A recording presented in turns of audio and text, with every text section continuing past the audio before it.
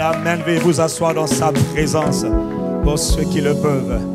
Béni soit le nom du Seigneur. Ce matin, avant de rentrer dans la parole, nous rendons grâce à Dieu pour la visite surprise de son serviteur, le pasteur Gaëtan Piebi. C'est mon frère, mon compagnon d'œuvre que je vois rarement, mais ceux qui le connaissent savent que c'est un bon Gabonais. Et dans Gabon, il y a bon. Dites Amen. Donc, pouvons-nous, famille ICC, recevoir notre bien-aimé Gaëtan, hein, l'homme.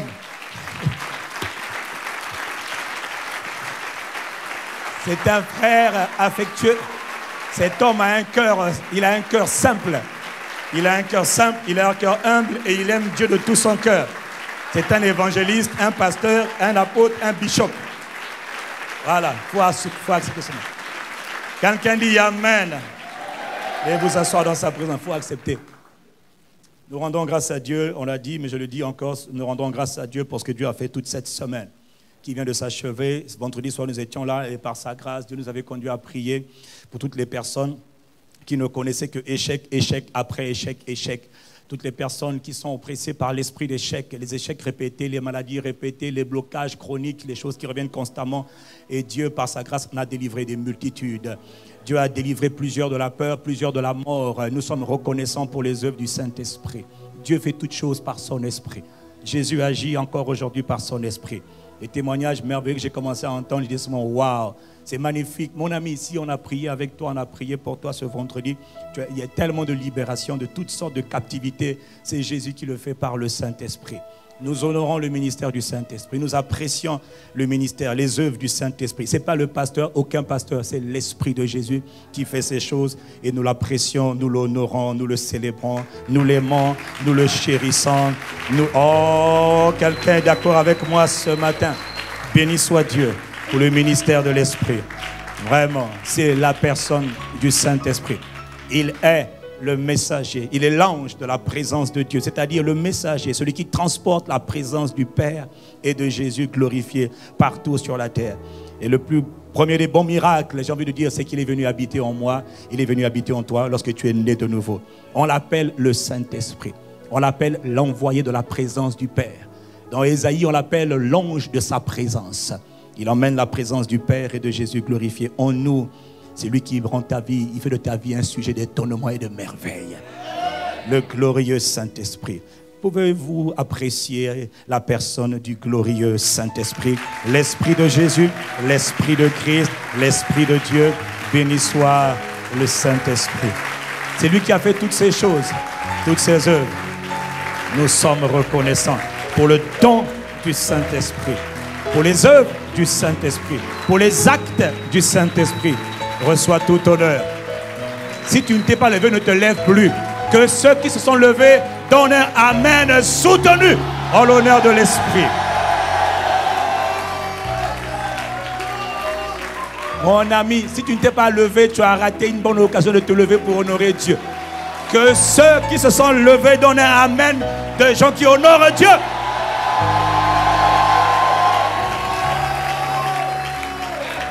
Quelqu'un dit amen.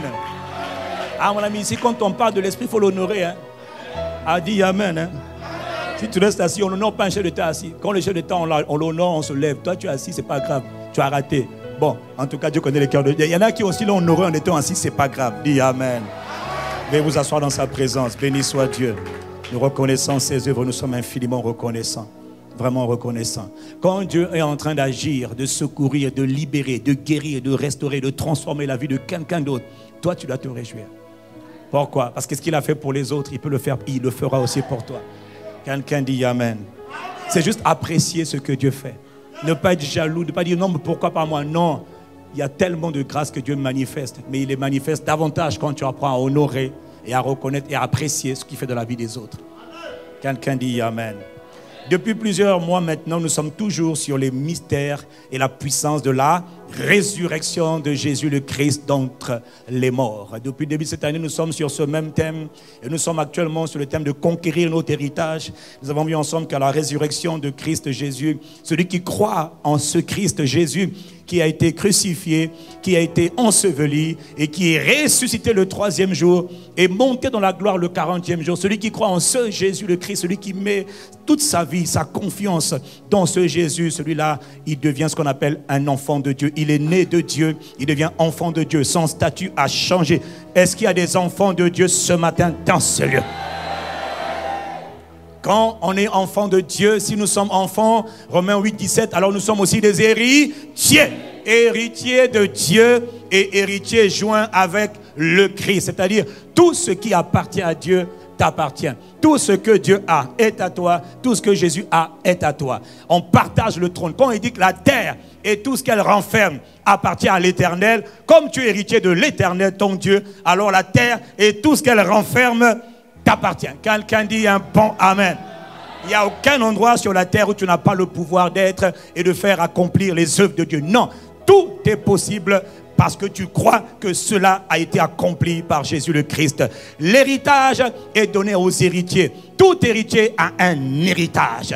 L'héritage, c'est l'œuvre achevée de Christ pour toi. Tout ce que Jésus t'a donné par son sang, par son œuvre, par son ensevelissement et par sa résurrection, devient ton héritage. On a vu ensemble que toutes les promesses de Dieu, elles sont oui et elles sont amen en Christ Jésus. Ça veut dire que Dieu t'a déjà tout donné.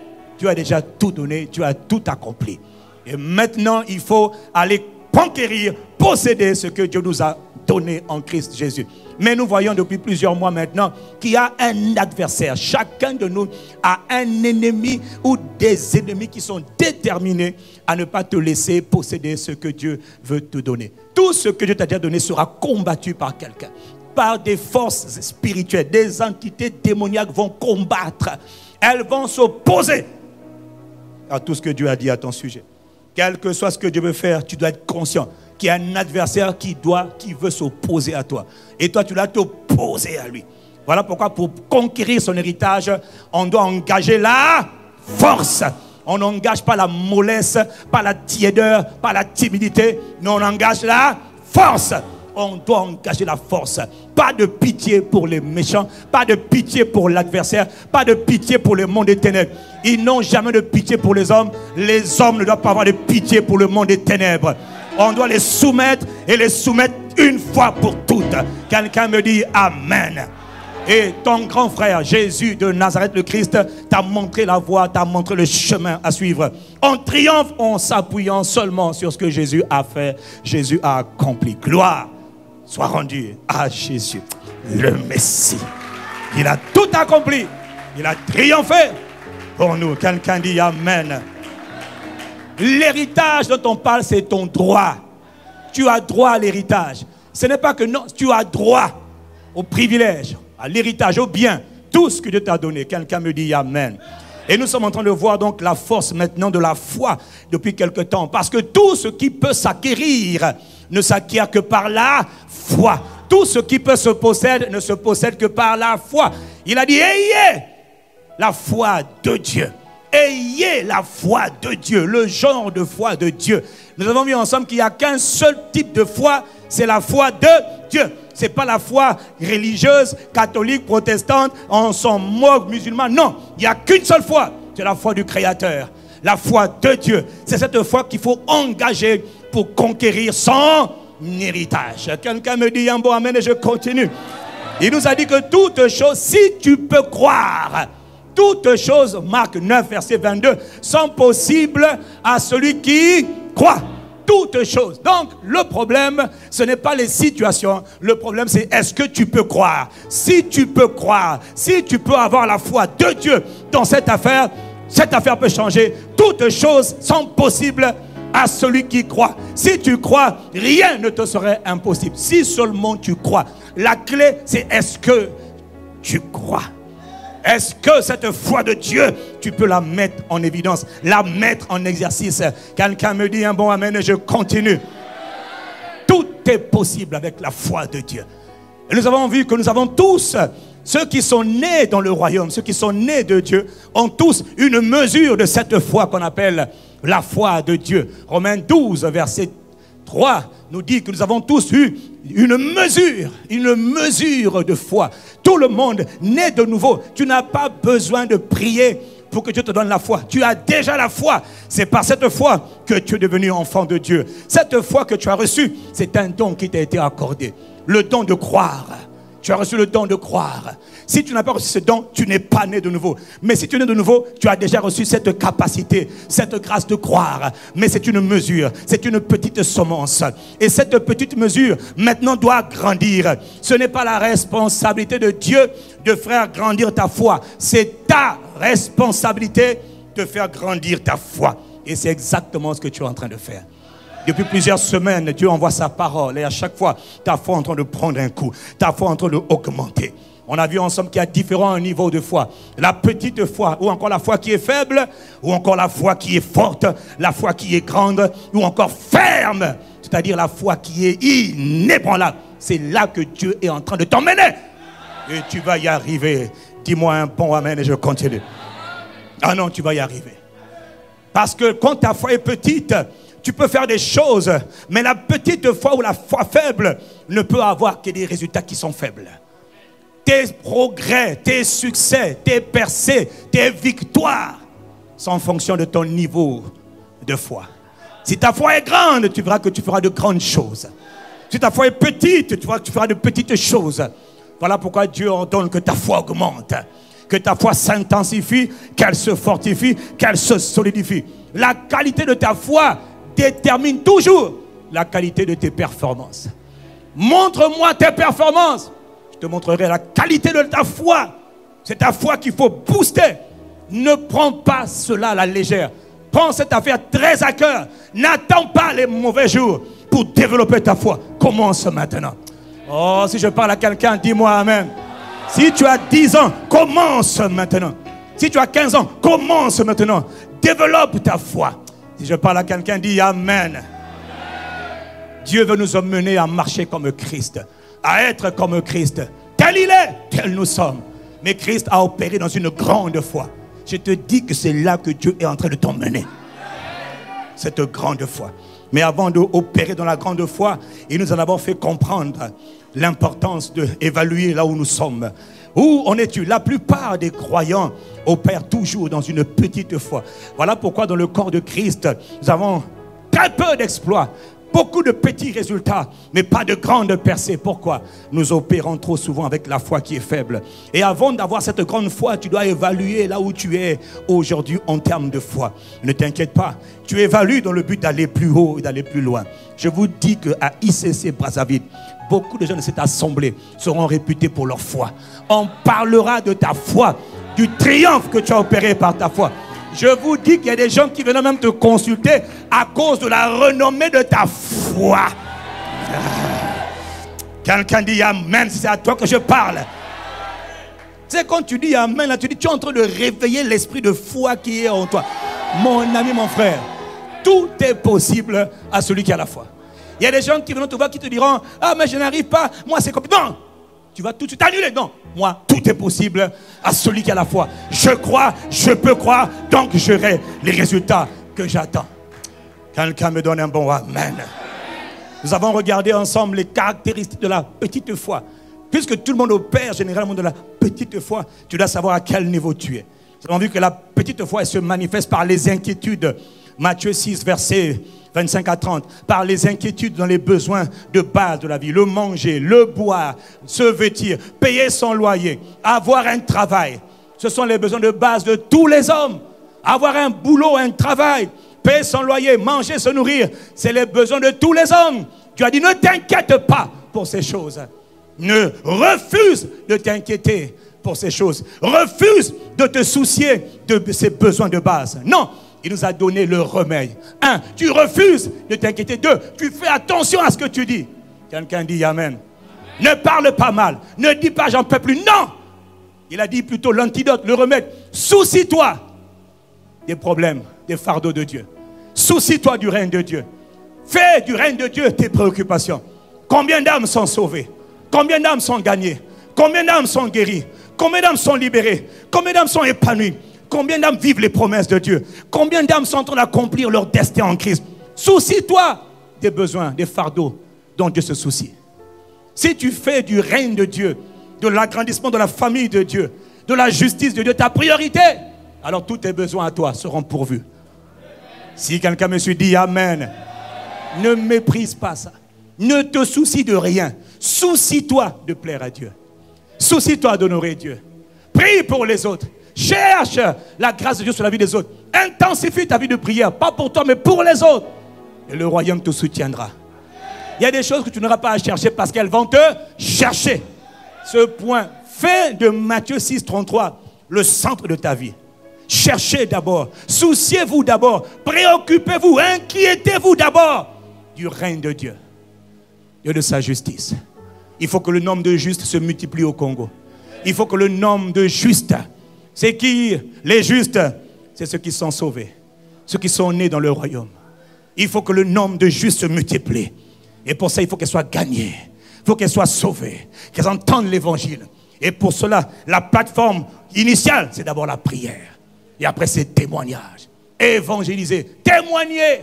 Quelqu'un dit Amen. Fais de cela ta priorité. Le royaume te soutiendra. Néglige cette priorité. Le royaume ne pourra rien faire. Jésus nous a donné le secret. Cherche, mets tes soucis sur le royaume de Dieu. Si je parle à quelqu'un, dit Amen. Cette semaine qui vient de s'achever, tu dois te soucier de savoir, cette semaine qui commence aussi, Seigneur, il y a des âmes à gagner cette semaine. Il y a des vies à toucher. Il y a des âmes qui ont été sauvées, maintenant qui doivent être affermies. Ça passe par moi. Je veux prier pour toutes les âmes qui ont été gagnées depuis janvier. Seigneur, je prie qu'elles s'affermissent. Oh Père, affermis-les. Oh, et n'oublie pas, quand on sert Dieu dans la prière de tout son cœur. On sert Dieu. C'est comme si c'était ton problème personnel. Il y a un téléchargement des soucis de Dieu vers ton cœur à toi. Et quand tu pries, parfois même tu vas pleurer pour dire Seigneur, sauve-les. Seigneur, affermis-les. Seigneur, guéris les malades. Seigneur, délivre les opprimés. Libère les captifs. Seigneur, libère les captifs. Je te dis que ta vie sera merveilleusement décorée par Dieu. Ah, quelqu'un dit Amen. Si tu ignores ce que je suis en train de te dire, ta vie sera ignorée. Et tu connaîtras souci après souci. Pourquoi? Tu as négligé l'instruction. Mais quelqu'un ici a compris.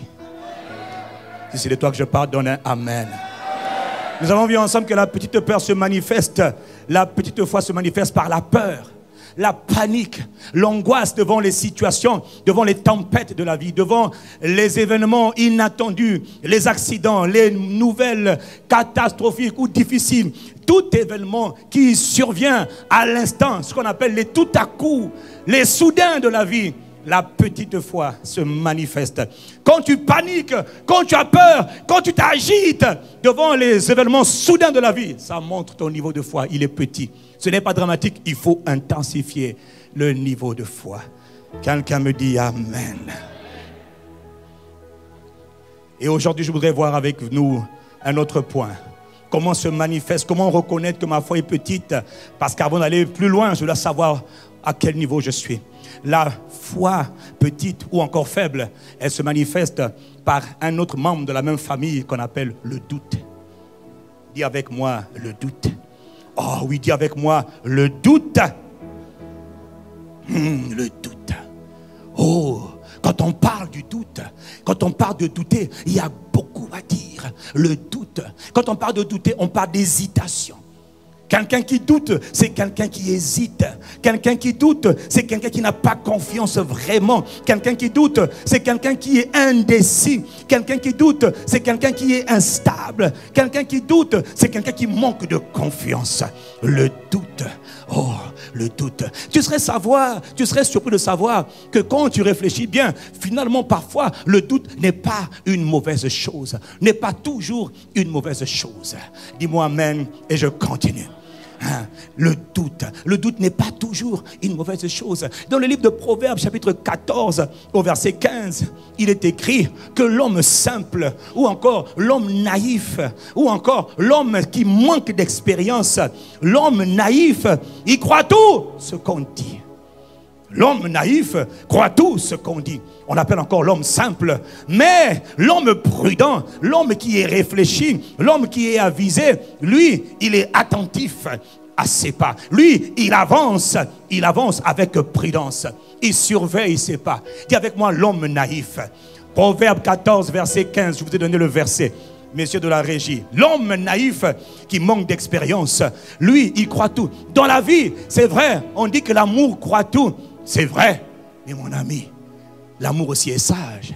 L'amour aussi est intelligent. Il ne faut pas croire tout. Zoba, zoba. Il ne faut pas croire tout, bêtement au premier abord. Parce que tout ce qui brille n'est pas de l'or.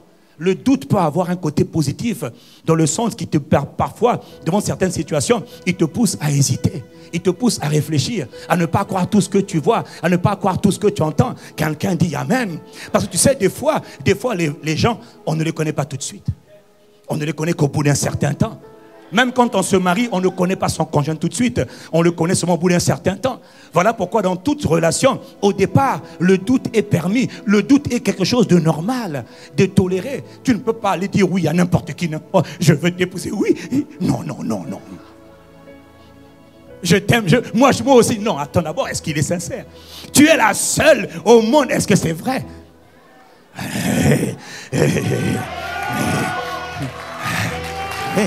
Il ne faut pas avaler tout ce qu'on dit. L'homme naïf, il croit tout ce qu'on dit. Mais l'homme qui est avisé, il dit on va quand même vérifier cette histoire. Je suis la seule enquête spéciale. On ne va pas avaler. Ma soeur n'avale pas tout ce qu'on dit. Oh non, même quand il est beau, on n'avale pas.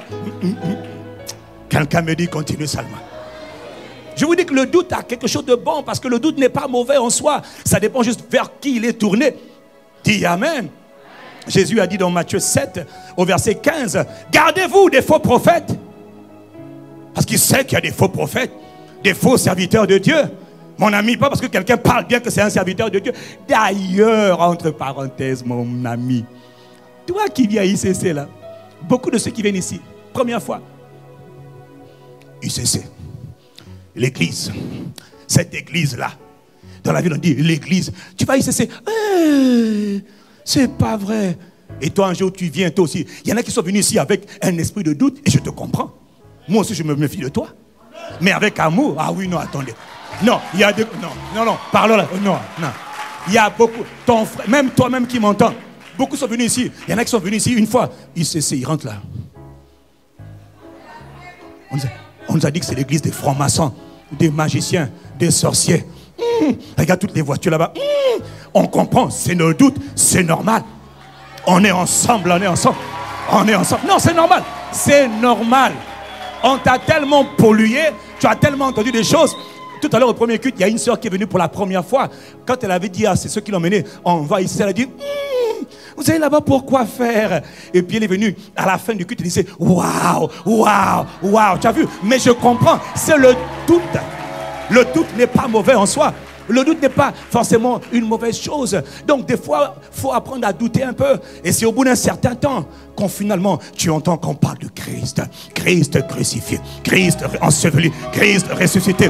Oh, mais cette église-là, on m'a dit que là-bas c'était la franc-maçonnerie. Mais depuis que je suis là, j'entends parler de Christ, Jésus le Messie. Gloire à Jésus, honneur au Saint-Esprit, grâce à Dieu le Père. Et à un moment donné, il dit, oh, mais finalement, on ne m'a pas tout dit. Oh oui, on m'avait menti. Le doute est parti. Oh, dis Amen. Oh. C'est ça. Gardez-vous des faux prophètes. C'est pas moi qui dis. Jésus a dit, gardez-vous des faux prophètes. Parce qu'ils viennent à vous dans Matthieu 7. Ils viennent à vous en vêtements des brebis. Que le Seigneur te bénisse, mon enfant. Mais à l'intérieur, ce sont des rois. Ce sont des loups ravisseurs, prêts à te détruire. Donc, autrement dit, mon ami, ne fais pas confiance à tout. Je suis l'archiprophète major et seigneur de la nation congolaise. Mon ami, on reconnaît l'arbre à son fruit. Parfois, le fruit n'est pas visible tout de suite. Quelqu'un dit Amen. Honnêtement, il y a des moments où il faut douter. Il ne faut pas douter publiquement, il faut douter dans l'autre. Gloire à Dieu, attendons seulement un peu. Parce que la Bible dit qu'il n'y a rien de caché qui ne saurait être révélé. Mais il y a toujours un temps où les choses cachées finissent par être révélées. Et combien de gens n'ont pas été broyés par ceux qui étaient des prophètes, des serviteurs de Dieu, mais ils avaient des vêtements de brebis. Que le Seigneur te bénisse. Le Seigneur dit, ma soeur, toi qui es là, donne ta voiture, donne tout ton argent à l'homme de Dieu et tu seras béni. Et dit Amen. Non, ma soeur, il faut attendre un peu.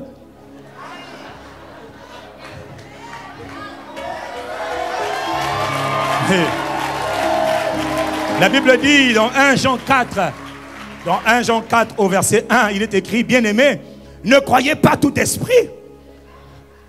Ne croyez pas tout esprit, mais éprouvez les esprits pour savoir s'ils sont vraiment de Dieu, car beaucoup de faux prophètes sont sortis dans le monde. Ils sont nombreux. Donc des fois, exerce un peu la prudence. Ne crois pas tout de suite et dis un bon amen et je continue. Il dit par ceci vous connaissez l'esprit de Dieu.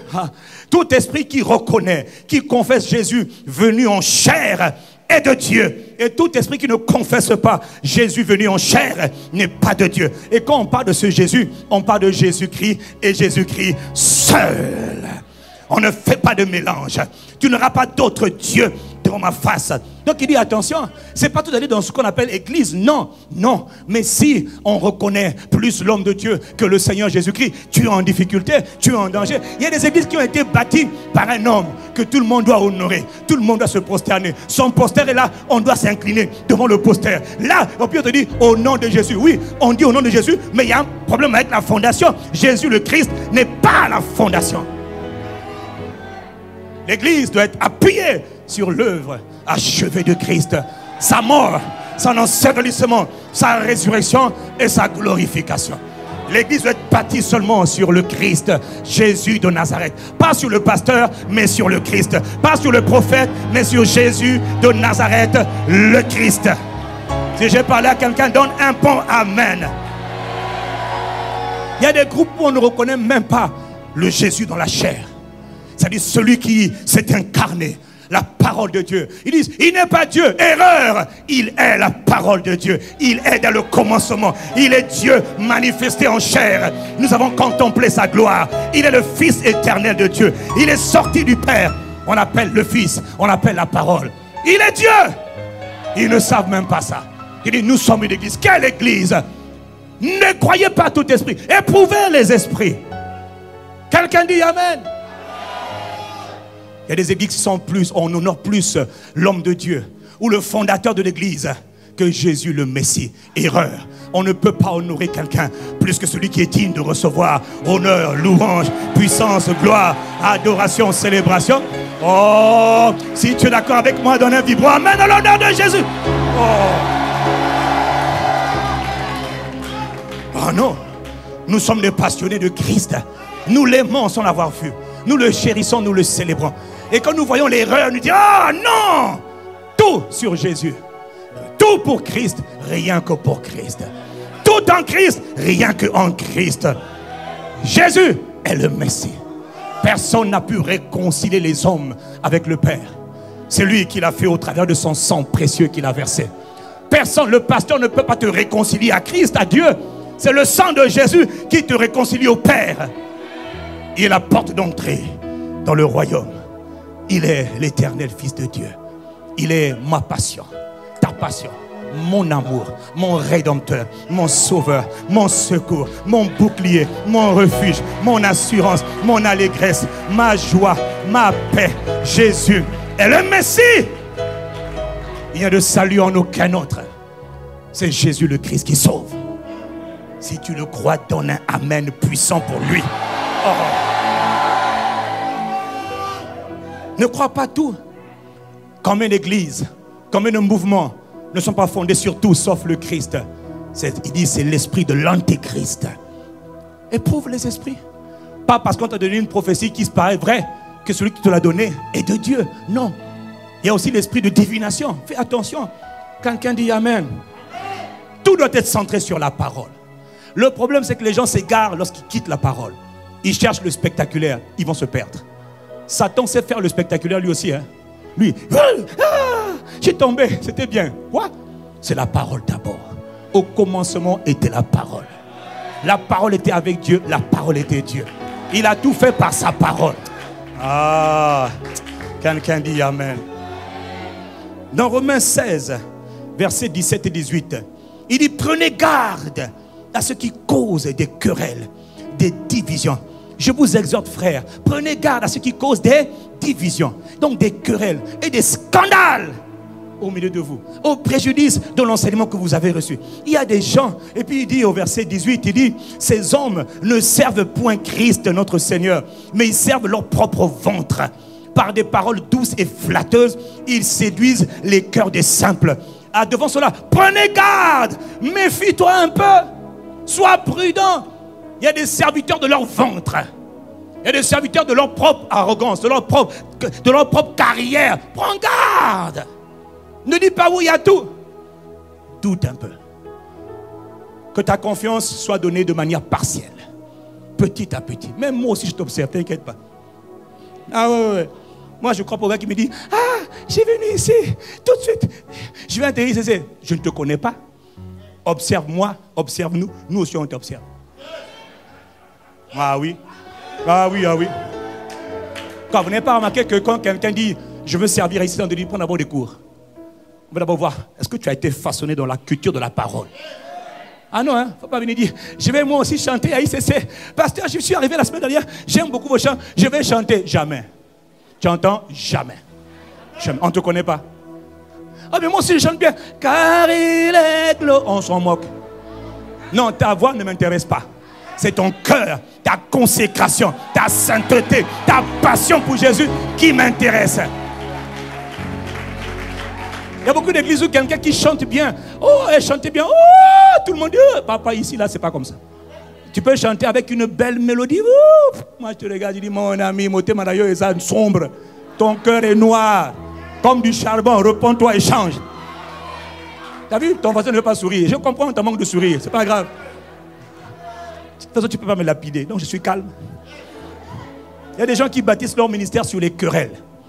Spécialistes de la critique. Telle église est fausse, tel homme de Dieu. Marcelo faux, Castano faux, Caramiri faux. Tout le monde est faux. Hein? Qui encore? Dallo aussi. Ah, Illuminati, franc-maçon, magicien. Il n'y a que moi qui suis vrai. Ah! Donc, il n'y a que lui qui est vrai. Tout le monde est faux. Ah! Spécialiste des querelles. Donc qui crée des scandales à répétition contre les intérêts du royaume. Il dit éloignez-vous d'eux. Soyez un peu prudents. Si je parle à quelqu'un, dis amen. Si je parle à quelqu'un, dis amen. Donc mon frère, sois calme. Tu nous observes, c'est réciproque. Nous aussi on t'observe. Tu viens ici, observe. Tu ne peux pas apprécier tout de suite. Tu peux avoir une impression, mais laisse ton impression être confirmée dans le temps. Mais tu ne peux pas me dire, ah non, ça c'est une mauvaise église, c'est une bonne église. Non, attends. Parce que des fois tu as dit c'est une mauvaise église parce que quelqu'un t'a mal parlé au parking. Ici c'est une église où on n'aime pas les gens, il n'y a pas d'amour. Tout ça parce que le gars t'a dit, oh, connais Kuna, va là-bas. Tu dis c'est une mauvaise église. Non, attends, prends le temps, observe. Si je parle à quelqu'un, dis amen. Si je parle à quelqu'un, dis amen. Le doute n'est pas toujours une mauvaise chose. Or là, mon frère, ma soeur, de quoi est-ce qu'on parle? On parle de la petite foi qui se manifeste par le doute. Là, on ne parle pas du doute vis-à-vis des gens ou de la prudence qu'il faut avoir vis-à-vis des gens. Non, la foi faible ou petite, elle se manifeste par le doute. Mais quel doute? Vis-à-vis de Dieu, vis-à-vis de la parole de Dieu. Oh, c'est pas là qu'il faut douter. Non, le doute est une arme redoutable que Satan utilise. Il plante dans le cœur des hommes le doute. L'histoire du premier coup d'état de la terre a été accomplie par Lucifer. Tu sais comment il a fait? Il a utilisé l'arme impitoyable du doute. Genèse 3, verset 1. Alors que Dieu avait donné des instructions claires à Adam, il a dû les répéter à Ève. Satan vient dans le maillon faible et il dit seulement, dis-moi, Dieu a-t-il réellement dit que vous ne mangerez pas de tous les arbres du jardin? Si Ève avait été mature dans la foi, si elle était solide dans la foi, elle avait dit, Dieu l'a dit, un point, tais-toi, laisse-moi tranquille. Mais elle a dit, oh non, en fait, Dieu a dit, on ne répond pas. Quand quelqu'un vient planter le doute, on dit arrière de moi. Je refuse. Oui, Dieu l'a dit. Oui, Dieu l'a dit. On ne parle pas avec le monde des ténèbres. On ne négocie pas avec eux. On ne discute pas avec eux. On ne conteste pas avec eux. Ce que Dieu a dit un point, un trait. Oh, mais dis amen. Parce que là, attention, n'oublie pas que le doute, quand on parle de doute, on parle d'hésitation. On parle d'indécision. On parle d'inconstance. Et lorsqu'il y a le doute, quelqu'un qui doute, c'est tantôt il avance, tantôt il recule. Tantôt il dit oui. Bon non alors. J'ai prié, je ne sais plus. Je demande à Dieu, je ne sais plus. Ça, le doute vis-à-vis de la parole de Dieu. Non. Le contraire du doute, c'est la foi. La foi n'est pas instable, elle est stable. Ce que Dieu a dit, je le crois. La foi, c'est pistis, c'est la ferme confiance, la ferme assurance, la conviction inébranlable. Je te dis que c'est là où Dieu est en train de t'emmener. Mais il y a beaucoup dans l'église qui sont assaillis par le doute. Assaillis par le doute. Satan est un malin. Il aime planter le doute. Et quand il plante le doute, Dieu dit quelque chose et tu ne sais plus si ce que Dieu a dit est finalement vrai ou ce n'est pas vrai. Je suis venu ce matin, envoyé par l'Esprit de Dieu, pour te dire que tu dois protéger ton cœur contre toutes les formes de doute. On va le voir la semaine prochaine si Dieu le veut. Parce que le doute, c'est une forme d'incrédulité. Oh, le doute doit être combattu avec acharnement. Le doute doit être écrasé avec la plus belle des vigueurs. Parce que le doute détruit le potentiel des gens. Voilà pourquoi il est écrit dans Jacques chapitre 1. Écoute-moi, à partir du verset 5, dans le contexte, il dit, si quelqu'un manque de sagesse, qu'il demande à Dieu. Dis avec moi qu'il demande à Dieu. Si tu as besoin de quelque chose, demande à Dieu. Il demande à Dieu, il dit, Père, il me manque la sagesse, il me manque l'intelligence, il me manque la connaissance, il me manque telle chose. Si quelqu'un manque de quelque chose, qu'il demande à Dieu. Mais au verset 6, il dit, mais attention, il y a une manière de demander. Qu'il demande avec foi. Avec quoi? Foi. Qu'il demande à Dieu avec assurance. Oh, Dieu aime ça. Oh, la foi, c'est la ferme assurance. Quand on demande avec foi, on dit, Père, je te rends grâce. J'ai tel challenge. Je te rends grâce de ce que tu m'as exaucé. Tu parles, tu dis, bon, maintenant j'ai fini de prier. J'ai prié selon ta volonté. Je suis d'accord avec toi. Tu es d'accord avec moi. Je m'en vais. Je suis exaucé. Le Père n'a même pas dit, je suis exaucé. Il dit, waouh, ça c'est la foi. Qui demande avec assurance. Oh, dis amen. Oh. Qui demande avec assurance. Et il ajoute une phrase. Sans douter. Tu entends? Donc on peut demander avec foi. Mais en doutant. Ah non, on va le voir la semaine prochaine. Non, mais on demande avec foi. Sans douter. Il dit car celui qui doute, il ressemble aux vagues de la mer que le vent soulève et agite dans tous les sens. Celui qui doute, il est semblable au flot, aux vagues de la mer. Ta vie est inconstante. Tes requêtes sont inconstantes. Tes prières sont inconstantes. Tu dis une chose aujourd'hui et tu ne crois même pas. Il dit tu es comme une vague. On ne peut pas compter sur toi. Même quand le Père t'écoute, il ne peut pas t'exaucer. Pourquoi? Parce que tu es en train de montrer à Dieu que je ne te fais pas confiance. Or, quand on s'approche de Dieu, on doit s'approcher avec foi. Quand on prie, on doit prier avec la foi. Mais il y a cette force-là qu'on appelle le doute qui tombe. Rejette le doute. Dis Amen et je continue. Amen. Il dit celui qui doute est semblable aux vagues de la mer que le vent soulève et agite de tous côtés. Verset 7. Qu'un tel homme ne s'imagine même pas qu'il recevra quelque chose, la moindre chose, interdit. Pourquoi? Celui qui doute est semblable au flot de la mer. Il est agité de tous côtés. Qu'un tel homme ne s'imagine pas qu'il va recevoir quelque chose du Seigneur. Pourquoi? C'est un homme partagé, c'est-à-dire incertain, instable, c'est-à-dire inconstant. C'est un homme partagé dans toute sa conduite. C'est un homme inconstant. N'espère pas recevoir quelque chose de la part de Dieu. À cause de quoi? Tu as demandé, mais avec le doute. Voilà pourquoi ceux qui doutent ont peu d'exaucement dans leur prière. Ceux qui doutent sont souvent frustrés. Ils viennent à l'église. La personne qui doute et vient à l'église, elle semble avoir la foi et le zèle. Mais dès que survient la tentation ou l'épreuve, la foi est partie. Pourquoi? Parce que la foi a été engloutie par une force qu'on appelle le doute. Dis amen et je continue. Est-ce que je peux continuer? La personne qui doute, elle ne fait pas exprès de douter. Je suis désolé, mais je doute. Tu vas savoir comment on fait pour briser le doute, s'opposer au doute.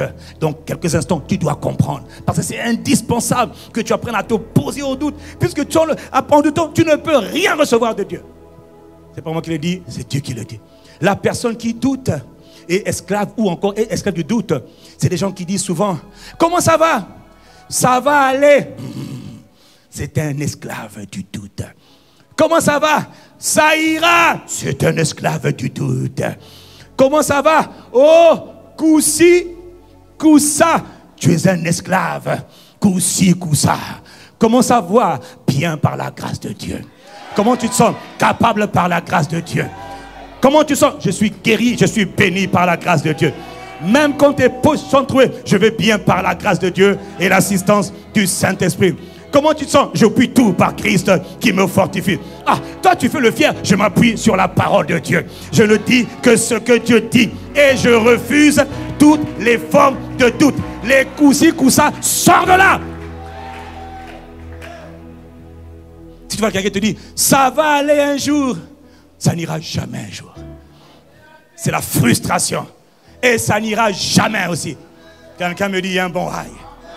Celui qui est esclave du doute, il crie victoire à l'église. Mais quand il rentre à la maison, à l'église on a crié amen, mais ici la vie chrétienne, ce n'est pas la vie en public. C'est ce que tu fais en privé. C'est ta communion avec Dieu en privé. C'est ton intimité avec Dieu en privé. Oh, quelqu'un dit amen. Moi j'aime les réunions de prière en public, mais je préfère les réunions de prière seules. Je me tiens devant le trône de la grâce seul. Papa, je suis ton enfant. Papa, je te célèbre. Je suis seul. Ce sont les moments de prière que je préfère. Oh, dis amen. Oh. Les gens qui doutent, c'est des gens qui peuvent prier beaucoup, mais très peu de résultats. Au résultat, frustration après frustration. Regarde l'exemple de Zacharie. Zacharie était un homme de Dieu, était un pasteur, un sacrificateur. Dans le livre de Luc chapitre 1, Zacharie avait une femme qu'on appelle Élisabeth. Zacharie était le sacrificateur. C'était son tour pour offrir des sacrifices dans le temple. Et Zacharie, un jour, alors que sa femme Élisabeth était stérile, et la stérilité, c'était un signe de punition divine, de jugement. La stérilité pour une femme, dans la culture des Hébreux, était un signe de disgrâce, de déshonneur, de honte, de confusion. Et un jour, l'ange Gabriel, envoyé par Dieu, vient voir Zacharie. Et Zacharie, tes prières ont été exaucées. Ta femme va enfanter un fils. Tu lui donneras le nom de Jean. Et puis il a commencé à parler sur la destinée, sur l'appel de ce fils qu'on appelle Jean le Baptiste. Zacharie a entendu, Zacharie entend, il dit waouh. Donc, et n'oublie pas, il est écrit que Zacharie était fort âgé. Il était dans un âge fort avancé, lui et sa femme. Rappelle-toi de Abraham et de Sarai. La Bible dit, la version seconde dit il était d'un âge avancé. Mais la version Derby, qui est plus proche de l'original, dit il était d'un âge fort avancé. Donc la maman et le papy devaient avoir dans les 90 ans, voire même les 95 ans. Le gars était vraiment vieux. Et la femme était vraiment vieille. Zacharie entend, ta prière que tu fais depuis des années a été exaucée. Le type il dit, oui Gabriel. Maintenant, tu vas enfanter. Le type il dit, ok, alléluia, amen. Maintenant il dit, au verset 18, il dit quand même une phrase qui montre l'état de son cœur. Il dit, mais à quoi reconnaîtrais-je cela? En effet, je suis un vieillard. Il me dit, hein, je suis un vieillard. Et ma femme là, elle est d'un âge fort avancé. C'est aussi une vieillarde. Bon, on va faire comment? L'ange dit, ah bon, c'est ta question. Tu veux un signe? Bon, à partir d'aujourd'hui, tu vas être muet. Tu as dit des bêtises, tu ne parleras plus. Terminé pour toi. Tu veux un signe, non? C'est ça le signe. Il aurait pu donner un autre signe, hein? Mais comme il a dit, ah papa, à 90 ans là, moi là, ma femme là, 90 ans, on va faire comment? Bon, tu n'auras plus rien. Mais comme Dieu avait déjà dit, ça devait passer par lui. Dieu a vu le doute. Dieu s'est mis en colère à cause du doute. Mais Dieu devait accomplir sa parole. Allez, toi tu ne parles plus. Quelqu'un dit Amen. Ça t'apprendra à douter. Il dit, voilà pourquoi tu dois avoir l'attitude de Marie. Marie, elle a dit, mais comment ça va se faire? Je ne connais pas d'enfant. Il dit, le Saint-Esprit viendra sur toi. La puissance du Très-Haut te couvrira de son ombre. Et le Saint-Enfant qui naîtra de toi sera appelé enfant de Dieu. Car Marie, tu dois savoir que nul, rien n'est impossible à Dieu. Marie a dit, je suis d'accord qu'il me soit fait selon tes paroles. L'ange a dit, toi tu as bien répondu. L'ange Gabriel est parti. Mon ami, il y a des gens qui doivent avoir la foi de Marie ici dans ce lieu. Ah, oh, dis Amen. Oh. Au final, Gabriel priait beaucoup, plutôt Zacharie priait beaucoup. Mais quand l'exaucement est venu, il n'a pas cru. Toi tu dois croire. Toi tu dois croire. Tu sais, parfois ça fait tellement longtemps que parfois tu as attendu. Comme on a entendu, l'Éternel a exaucé ta prière. Le doute rentre, tu dis, non, tu refuses le doute. Pourquoi? Parce que Dieu est fidèle. Dis Amen et je continue. Il y a un autre exemple, un cas particulièrement intéressant. Le père de la foi. On l'appelle Abraham, le père de la foi. Mais quand vous étudiez l'histoire d'Abraham, il faut lire l'histoire d'Abraham. Au début, il était comme toi et moi. Il avait juste un cœur obéissant, un cœur qui aimait Dieu, un cœur qui aimait l'Éternel, mais avec beaucoup de doutes. Dieu n'est pas en colère parce que tu doutes. Non, non, dis Amen, non. Dieu n'est pas en colère parce que tu doutes. Dieu veut te faire quitter l'école du doute pour t'emmener dans l'école de la foi. C'est un processus. Il y a beaucoup d'entre nous ici. La raison pour laquelle tu es en train de passer par certaines expériences, c'est parce que Dieu est en train de forger ton cœur. Il est en train de faire comme il a fait avec Abraham. Il élimine de ton cœur. Tu dois protéger ton cœur de toutes les formes de doute. Regarde Abraham. Dieu lui a dit dans Genèse 12, Abraham, lève-toi. Va-t'en de ton pays, de ta patrie, de la maison de ton père, dans le pays où je te montrerai. Abraham, je te bénirai. Je rendrai ton nom grand, je te rendrai fécond. En toi, toutes les nations de la terre seront bénies. Or, il est en train de parler des bénédictions. Il dit, il y a des nations qui vont sortir de toi. Genèse 12, Dieu prophétise à Abraham. Dieu parle à Abraham. Et il parle à un homme dont la femme est stérile. La femme n'a pas d'enfant. La femme ne voit pas clair. Lui aussi ne voit pas clair. Il a envie d'avoir des enfants, mais il ne les a pas. Et il est désolé, et il est désemparé. Dieu dit, Abraham, lève-toi, pars. Je te conduirai moi-même. Abraham, qu'est-ce qu'il fait? Il obéit. Comme toi aussi, tu as obéi. Oh, dis Amen. Abraham, Dieu fait une promesse. Abraham a 75 ans. Et Abraham sait qu'il est déjà âgé. Dieu dit, Abraham, ne t'inquiète pas. Lève-toi seulement, pars. Abraham obéit à Dieu. Et après, il va en Égypte. Dieu lui a dit, je te protégerai. Mais le gars, il est encore en proie au doute. Il est encore assailli par le doute. C'est normal. Il ne connaît pas encore réellement Dieu. Comme toi, si tu ne le connais pas. Et Dieu va l'emmener pas à pas. Comme Dieu, toi aussi, t'emmène pas à pas. Il va, pendant une famine, il va, c'est les Égyptiens. Et quand il arrive en Égypte, il dit à Sarah, sa femme, bon, ma chérie, tu sais quoi? Ici, on va me tuer si on apprend que tu es ma femme. Pourtant, Dieu lui a dit, je vais te garder, mais il n'a pas retenu ça. Tu vois, il doute encore un peu de la parole de Dieu. Il est à l'école de la foi. Le doute est encore en lui. Dieu lui dit, je te garderai, mais il n'est pas encore convaincu. Donc, il est obligé de mentir un peu. Il est obligé de mentir. Il dit, bon, Sarah, dis que tu es ma soeur. Hein? Comme ça, on va me tuer. Tu as compris, non? C'est ma soeur, c'est mon deuil. C'est normal. Il est à l'école de la foi. Il est à l'école où Dieu veut enlever le doute. Et 1 an, 2 ans, 3 ans, 4 ans, 5 ans passent. Abraham ne voit rien venir. 10 ans passent. Abraham ne voit toujours rien. Et dans Genèse 15, Dieu maintenant, 10 ans après, ça va faire la promesse. Mon ami, Dieu, ce qu'il dit, il le fera toujours. Mais tu vois, le problème c'est que le temps passe. Le corps aussi est en train de s'user. Quand il avait été appelé, c'était à 75 ans. Maintenant, Abraham a environ 85 ans. Dieu vient le voir. Abraham, ne crains pas, marche devant ma face. Ta récompense sera grande. Abraham dit à Dieu, mais Seigneur, à quoi reconnaîtrais-je que vraiment j'aurai une récompense? Parce que voici, je m'en vais sans enfant. Il a 85 ans, hein? Il est en train de dire à Dieu, je m'en vais déjà sans enfant. Je vais bientôt mourir, mais sans enfant. L'héritier de ma maison, c'est Eliezer de Damas. Oh Seigneur, mais je suis en train de partir. Qu'est-ce qu'on va faire? Et là maintenant Dieu lui dit, il dit à Dieu au verset 3, tu ne m'as pas donné de postérité, tu ne m'as pas donné de descendance. Et celui qui est né dans ma maison sera mon héritier. Et là Dieu lui dit, Abraham, calme-toi, bats la terre. Verset 4. Et la parole de l'Éternel lui fut adressée ainsi. Ce n'est pas lui qui sera ton héritier. C'est celui qui est sorti de tes entrailles qui sera ton héritier. Ça fait 10 ans que je te le dis. Je n'ai pas changé d'avis, dit l'Éternel. Ce que j'ai dit, je l'ai dit. Quelqu'un dit Amen. Abraham, sors de ta maison. La Bible dit, il lui dit, après l'avoir conduit dehors, il lui dit, regarde le ciel et compte les étoiles si tu le peux. Telle sera ta descendance, telle sera ta postérité. Je te dis que tu auras une forte, une abondante prospérité. Abraham se mit à compter les étoiles. Il dit, mais je ne peux pas les compter. Il dit, ça sera ça, ta postérité. Et la Bible dit, Abraham crut en l'Éternel. Abraham eut confiance en l'Éternel. Et quand il a dit, je crois, ça fait 10 ans que j'attends, le temps passe, mon corps vieillit, mon corps est en train de sombrer, mais je crois. Oh, dis Amen. Mais je crois.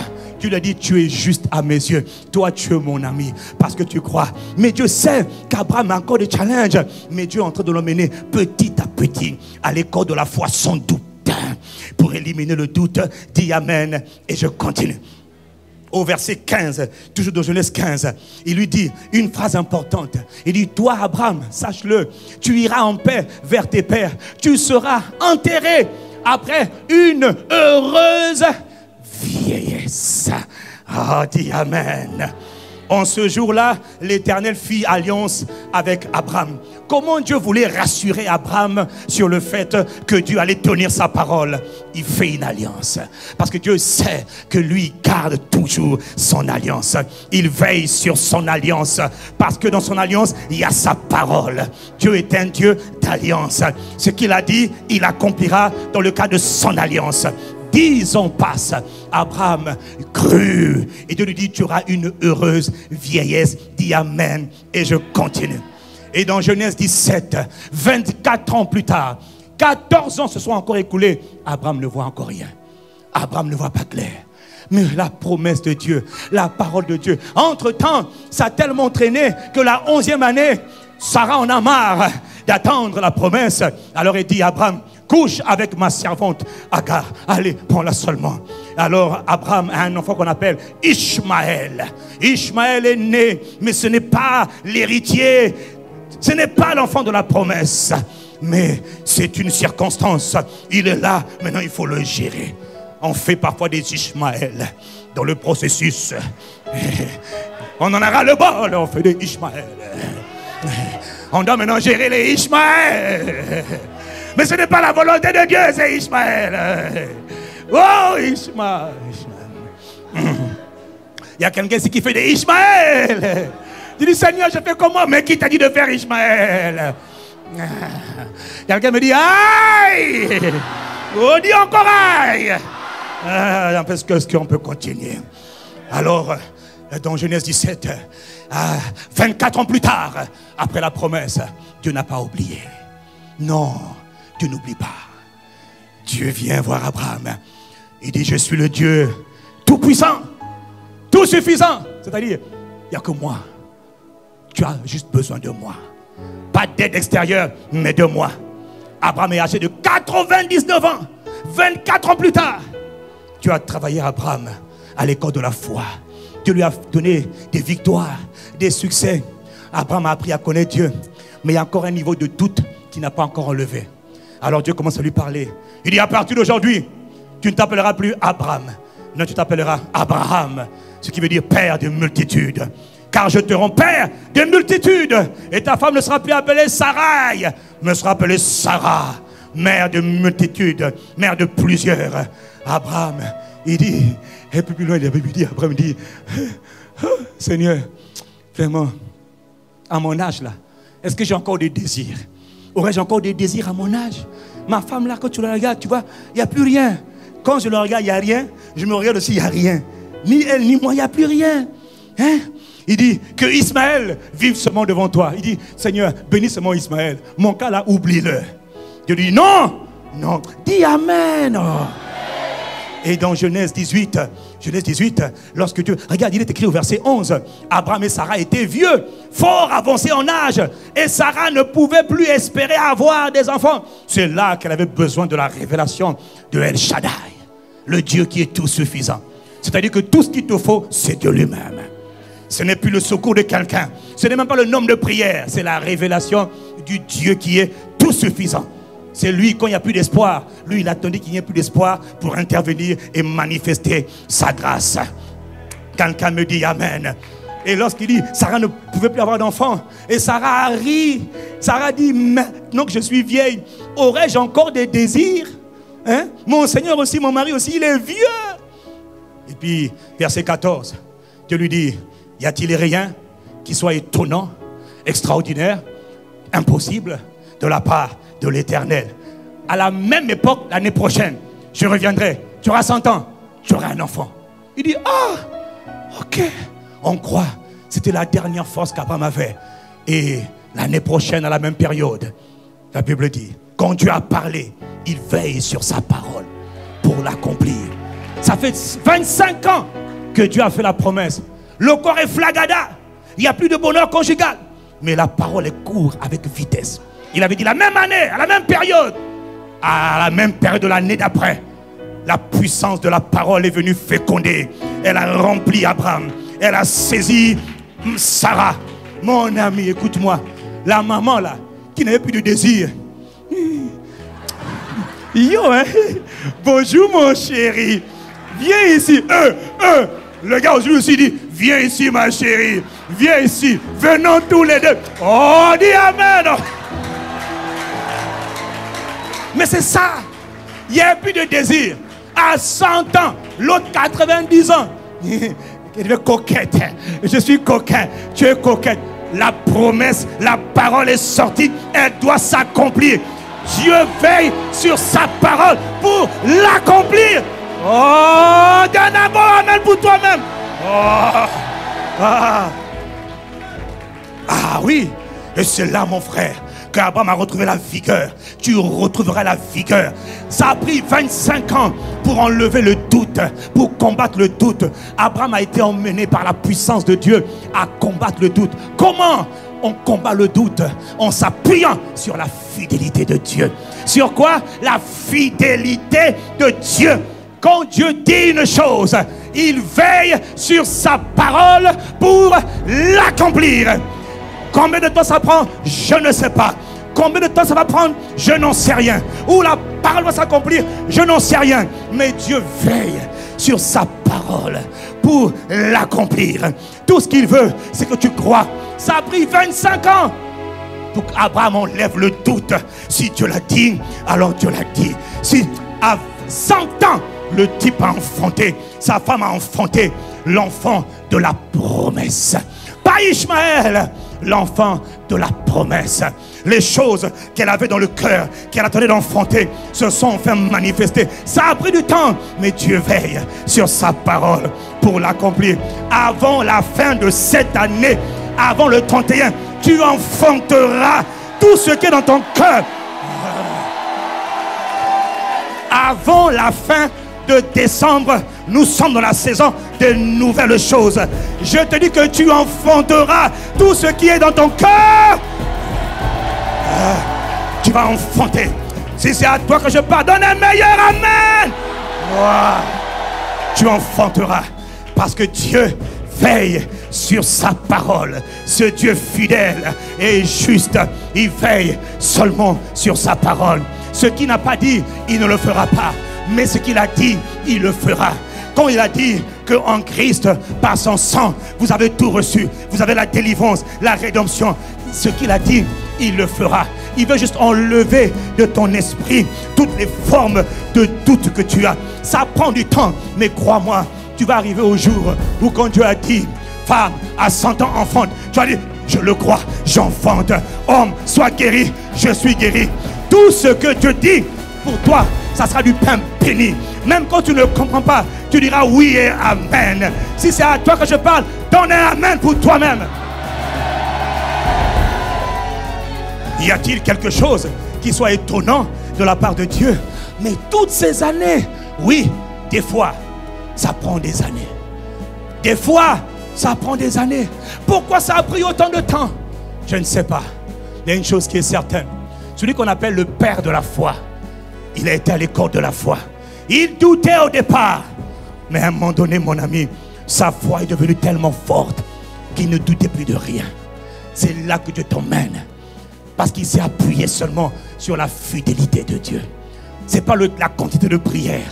C'est seulement que Dieu est fidèle. Dieu, tu me l'avais dit il y a 10 ans. Tu me l'avais dit il y a 20 ans. Tu me l'as dit il y a 5 ans. Parce que toi, tu es fidèle. Je m'accrocherai seulement à ta parole. Je n'aurai rien d'autre que ta parole. Mon repère, c'est ta parole. Ma boussole, c'est ta parole. Qu'importe ce que disent les hommes à mon sujet, moi je m'attache à ta parole. Parce que toi au moins tu n'es pas un homme pour mentir, ni un être humain pour te repentir. Ce que tu as dit ne le feras-tu pas? Tu le feras. Combien de temps? Je ne sais pas. Mais moi, la femme qu'on appelait stérile, elle a changé de nom. On l'appelait maintenant la bienheureuse. La femme qu'on avait dit maudite, on l'appelait maintenant bénie. Ça sera ton partage. Ça sera ton partage. Tout ce qui est en toi. Tu sais mon ami, il ne faut pas enfanter pour enfanter. Il faut enfanter l'enfant de la promesse. Oh, il faut enfanter les études de la promesse. Le travail de la promesse. Le mariage de la promesse. Tous les mariages ne sont pas les mariages de la promesse. Mais il y a des mariages, parfois ça peut prendre un peu de temps, c'est vrai. Mais on les appelle les mariages de la promesse. Ou quand on voit, on ne voit que la gloire. Il n'y a pas de dispute, il n'y a pas d'histoire. Oh, l'enfant de la promesse. Quelqu'un me donne un bon amen. Et je voudrais juste terminer en vous disant une chose qui m'a fasciné.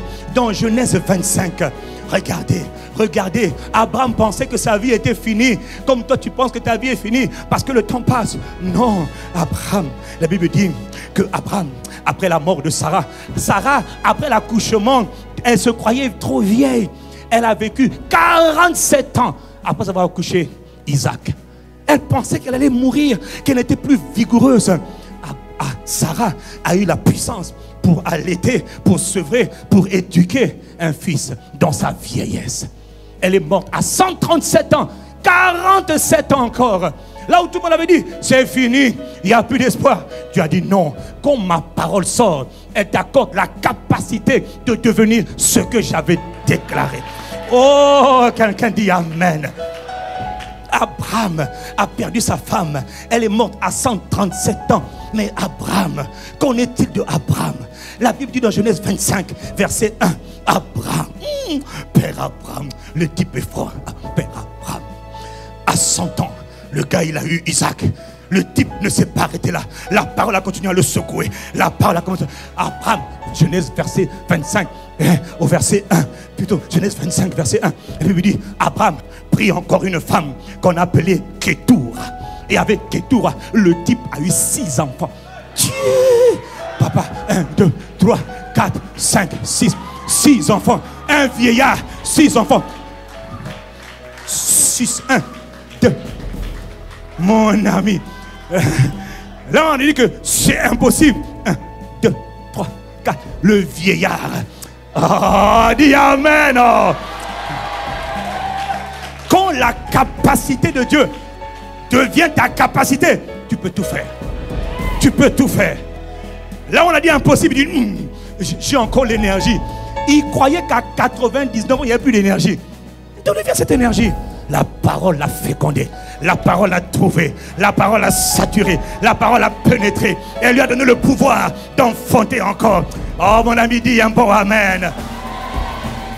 Et au verset 7, il nous a dit que le jour des années de la vie d'Abraham furent de 175 ans. Waouh! Waouh!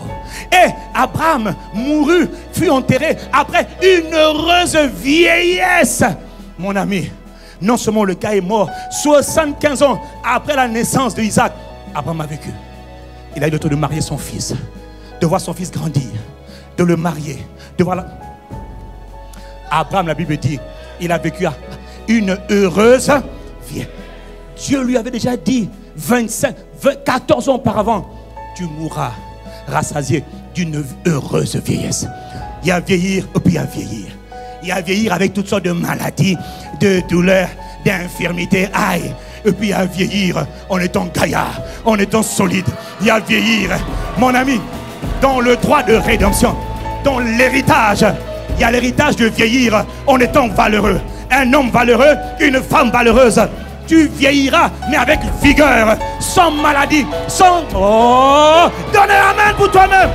Oh, tu vieilliras avec plein de vigueur, avec une santé. Toutes les formes de maladies, arthrite, arthrose, rhumatisme, courbature, dans le nom de Jésus le Christ de Nazareth, qu'elle te quitte maintenant.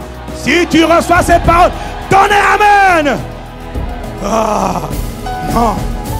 Dans notre droit de rédemption, dans notre héritage, il y a une longue vie et une heureuse vieillesse. Tu ne mourras pas malade. Entendez? Jamais, je refuse. Je refuse. Abraham n'avait aucun doute dessus que le doute quitte ton esprit. Est-ce que c'est à toi que je suis en train de parler ce matin? Ça a pris du temps. Tout ce que Dieu lui avait dit, tu vas mourir après une longue vieillesse, tu seras heureux. Le gars est mort. J'imagine le jour de la mort d'Abraham. Petit, ça fait quand même longtemps que je suis là. Je préfère m'en aller maintenant. J'ai fait 8 enfants, moi qui n'avais rien. Maintenant je peux m'en aller. Il a dû prendre sa chaise, dormir. Et pendant qu'il dormait, il est parti. Pas dans la souffrance, pas dans les aïe, aïe, aïe. Ça sera ton partage au nom de Jésus-Christ. J'ai dit, ça sera ton partage au nom de Jésus-Christ. Si tu reçois ces paroles, donne un meilleur amen pour toi-même que ton corps. Ton corps a besoin d'entendre ton amen. Ton corps a besoin d'entendre ton amen vitaminé de foi. Oh, comment ça? Tu enfanteras les choses, les enfants de la promesse, le travail de la promesse, les grâces de la promesse. Tout n'est pas promesse, mais dans ton cas, ça sera la promesse. Veux-tu acclamer le Dieu qui fait la promesse, le Dieu qui est fidèle, le Dieu véritable, le Dieu incomparable? Acclame ton Dieu, le Dieu de la promesse.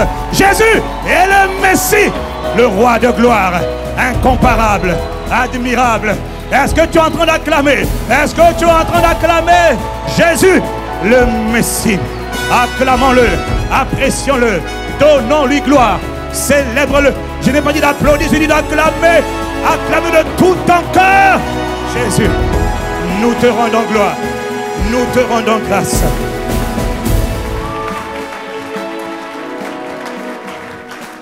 Si tu as reçu quelque chose ce matin, est-ce que Dieu a parlé à quelqu'un ce matin? Lève ta main.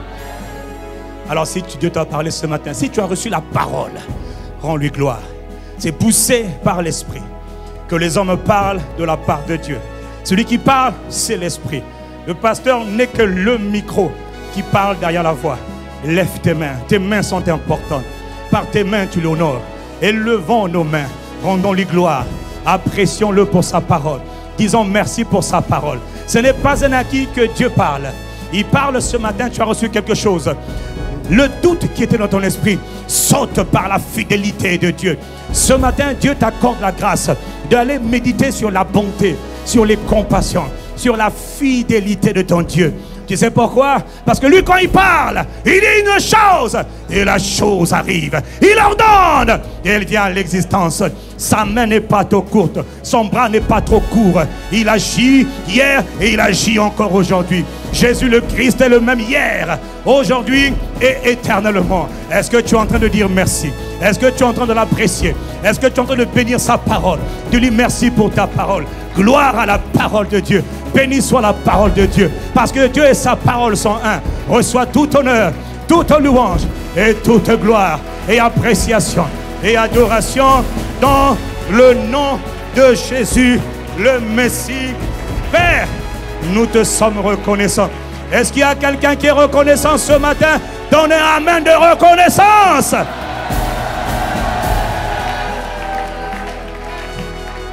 Quiconque est venu ici avec l'arthrose, l'arthrite, maladie des pieds, des rhumatismes, dans le nom de Jésus et par son sang qu'il a versé pour toi, ce matin, tu es guéri.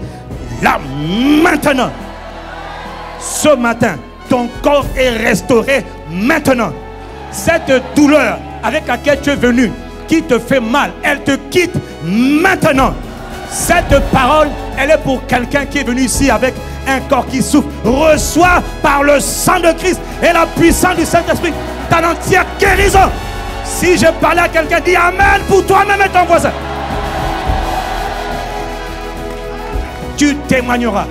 La parole, elle sort, elle court avec vitesse. C'est la parole de Dieu. Acclame la parole du royaume, la parole de Christ, la parole de Dieu, la parole que donne le Saint-Esprit. Gloire soit rendue à Jésus, le Messie. Nous t'honorons, nous te bénissons. Abba, papa, ça veut dire cher papa. Dans le nom de Jésus, nous t'avons rendu grâce. Nous sommes reconnaissants, car tu parles tantôt d'une manière et tantôt d'une autre. Merci de ce que le doute qui était enfoui dans le cœur de mon frère et de ma soeur est arraché dans le nom de Jésus-Christ. Et il est remplacé par la fidélité de Dieu. Dieu est fidèle. Ce qu'il dit, tôt ou tard, il le manifestera. À Dieu seul sage par Jésus, le Messie, soit l'honneur, la puissance, la gloire, l'autorité, le pouvoir, dans le nom de Jésus. Quelqu'un dit Amen.